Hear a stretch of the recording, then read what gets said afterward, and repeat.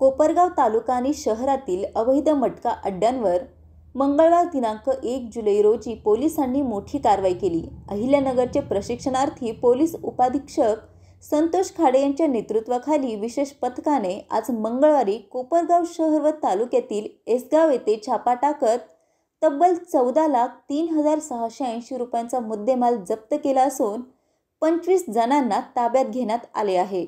गुप्त माहितीच्या आधारे एसगावमधील कुख्यात मटका अड्ड्यावर छापा टाकण्यात आला। या कारवाईत पोलिसांनी 11,19,230 रुपयांचा मुद्देमाल जप्त करत 19 आरोपींना अटक केली। दरम्यान 4 आरोपी पळून जाण्यात यशस्वी झाले आहेत। यानंतर कोपरगाव शहरातील रवींद्र ढोक या मुख्य मटका चालकासह 6 जणांना अटक करत 2,94,450 रुपयांचा मुद्देमाल जप्त करण्यात आला। या धडक कारवाईमुळे कोपरगाव शहर आणि तालुक्यातील अवैध धंदे चालवणाऱ्यांमध्ये भीतीचे वातावरण निर्माण झाले आहे। पोलीस उपाधीक्षक संतोष खाडे यांनी यापुढे अशा अवैध धंद्यांवर अधिक कठोर पावले उचलली जातील असा इशारा दिला आहे। संवाद महाराष्ट्रासाठी रवी वाघडकर, कोपरगाव। नमस्कार, मी परिवीक्षाधीन पोलीस उपाधीक्षक संतोष खाडे।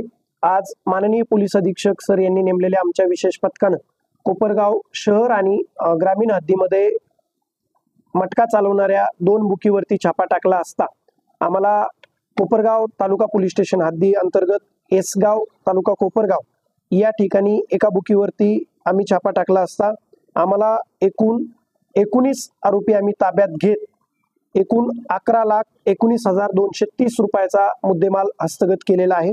तसेच या दरम्यान रवी सानप हा मटका ही बुकी चालवत असल्याची माहिती आम्हाला मिळालेली आहे, परंतु तो पोलिसांची चाहूल लागताच फरार झालेला आहे। तसेच इतर 4 आरोपीही त्यासोबत फरार आहेत। तसेच दुसरे आम्ही कोपरगाव शहर पोलीस स्टेशन हद्दीत एका मटका बुकीवरती छापा टाकला असता आम्हाला एकूण आम्ही 6 आरोपी ताब्यात घेतलेले आहेत। तसेच एकूण 2,84,450 रुपयाचा मुद्देमाल ताब्यात घेत जो मुख्य आरोपी आहेत रवींद्र ढोक आणि शंकर वाणी यांना ताब्यात घेतलेला आहे। अशी आज आमच्या विशेष पथकानं कोपरगाव ग्रामीण आणि शहर पोलीस स्टेशन हद्दीमध्ये एकूण 25 आरोपींना ताब्यात घेत एकूण 14,03,680 रुपयाचा मुद्देमाल हस्तगत केलेला आहे।